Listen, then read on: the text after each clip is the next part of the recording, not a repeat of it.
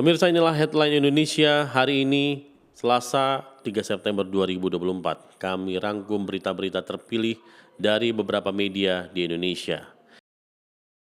Kita mulai dari Kompas.com yang memberitakan pernyataan Presiden Jokowi bahwa solidaritas internasional telah menurun, terutama selama krisis global.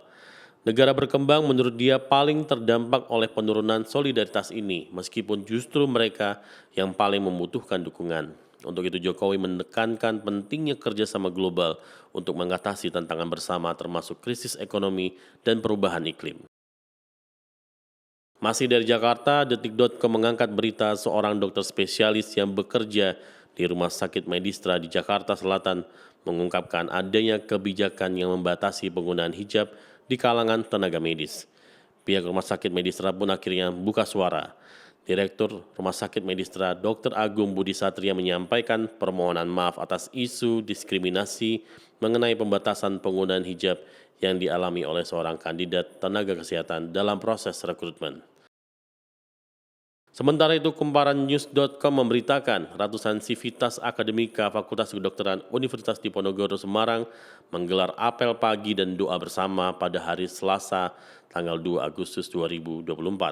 Apel ini digelar sebagai bentuk solidaritas atas pemberhentian Dekan Fakultas Kedokteran Undip, Dr. Yan Wisnu Prajoko. Sebelumnya, Kemenkes memberhentikan aktivitas klinis Yan Wisnu di RSUP Dr. Karyadi Semarang terkait dengan proses penyelidikan kematian Dr. Aulia Risma Lestari.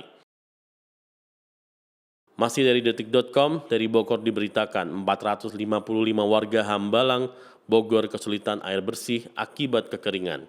Ratusan penduduk saat ini bergantung pada bantuan dari pemerintah dan lembaga sosial untuk kebutuhan air mereka. Pihak berwenang sedang berupaya mengatasi krisis ini dengan menyediakan pasokan air dan membangun sumur darurat. Namun tantangan besar tetap ada untuk memastikan kebutuhan air bersih dapat terpenuhi secara berkelanjutan.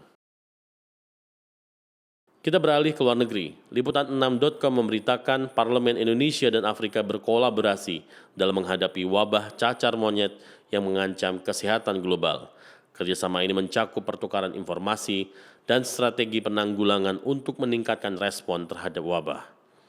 Inisiatif ini diharapkan dapat memperkuat upaya pencegahan dan penanganan, serta memperbaiki koordinasi antara negara dalam melawan penyebaran penyakit menular.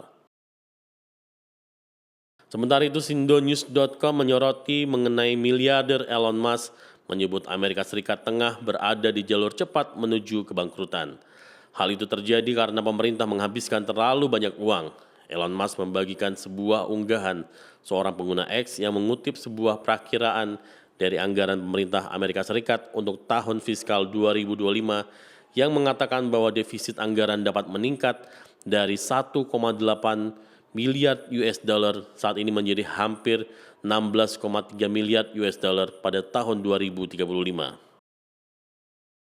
Kembali ke dalam negeri, Detik.com mengabarkan program makan bergizi gratis atau MBG ditargetkan mulai pada tahun 2025. Sebanyak 100 unit pelayanan dipersiapkan untuk menjalankan program tersebut. Kepala Kantor Komunikasi Kepresidenan Hasan Nasbi mengatakan Badan Gizi Nasional menargetkan 100 unit pelayanan beroperasi pada bulan November. Dia menjelaskan unit pelayanan ini yang menyiapkan makan gratis dan disalurkan ke sekolah, balita, hingga ibu hamil. Dari arena sepak bola, Kompas.com mengabarkan Timnas U20 Indonesia dapat bekal dari Korsel untuk kualifikasi Piala Asia U20 pada tahun 2025. Timnas U20 Indonesia mendapat pengalaman berharga dari turnamen di Korea Selatan meski kalah 0-3 dari tuan rumah. Pengalaman ini akan menjadi bekal untuk menghadapi kualifikasi Piala Asia U20 2025 mendatang.